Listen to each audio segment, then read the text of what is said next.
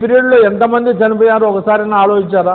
ఎక్కడో మారుమూల ప్రాంతంలో చనిపోతే అది పవన్ కళ్యాణ్కి అంటగడతారు. పవన్ కళ్యాణ్ ఏమండి కులస్తులు ఉండొచ్చు, కానీ ఆయన కులం పేరు చెప్పుకోవడం లేదు కదా.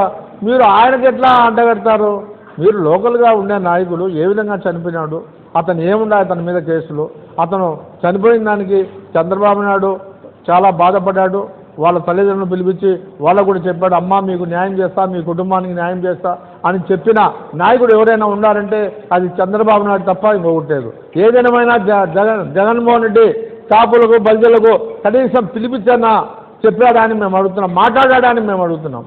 కాబట్టి ఇప్పటికైనా మీరు ఆలోచించాలా. మీరు ఈ మీటింగ్ ఏదైతే సారాంశం మాకు అవసరం లేదు.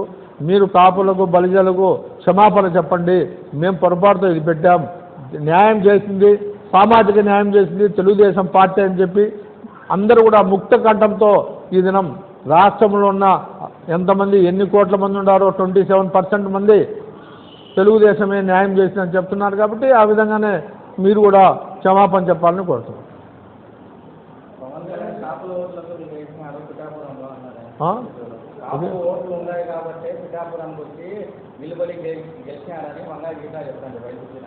ఆమె కూడా కాపే కదా, మళ్ళీ ఆమెకు ఎందుకు ఓటేలా?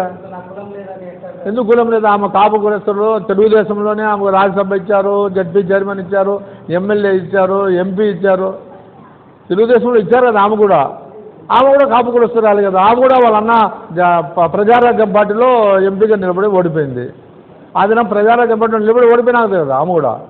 కాబట్టి ఎన్ని కాదు, కులం కాదు. పవన్ కళ్యాణ్ రాష్ట్రంలో ఎక్కడైనా నిలబడచ్చు, తెలంగాణలో 2 రాష్ట్రాల్లో. కాబట్టి ఆయన పిఠాపురం అయితే ఆ ప్రాంతంలో కోనసీమ ప్రాంతంలో అభివృద్ధి చేయాలనే ఉద్దేశంతో ఆయన నిలబడడం జరిగింది. ఆయన ప్రజలందరూ కూడా బ్రహ్మరథం పట్టారు. కాపులే కాదు, అన్ని కులస్తులు పట్టారు. అక్కడ రాజులు ఉన్నారు, అన్ని కులస్తులు ఉన్నారు, ఎస్సీలు ఉన్నారు, ఫిషరీస్ ఉన్నారు, అందరూ కూడా బ్రహ్మరథం బట్టి ఆయన గెలిపించారు. అంతేగాని కాపు కులస్తుడు అని చెప్పి అక్కడ రావడం చాలా ఏరియాల్లో కాపు కులస్తులు ఉన్నారు. రామచంద్రాపురంలో కూడా కాపు కులస్తులు ఉన్నారు కదా. కాబట్టి అన్నీ కూడా ఊరికేదో పొద్దుపోని మాటలు తప్ప ఇంకొకటి కాదు.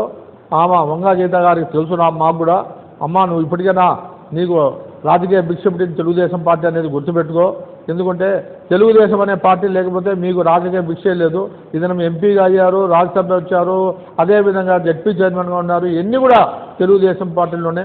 కాపులకు బలిజలకు న్యాయం జరిగిన, సామాజిక న్యాయం జరిగిన పార్టీనే తెలుగుదేశం పార్టీ అని మేము చెప్తున్నాం.